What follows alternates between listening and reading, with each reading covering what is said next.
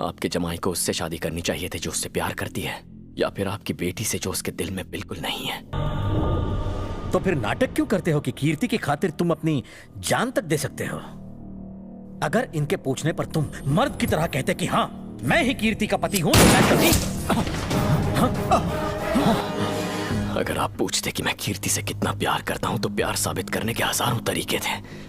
आपने पूछा ही नहीं, आपने जान देकर प्यार साबित करने को कहा, तो मैंने गोली चला दी। I love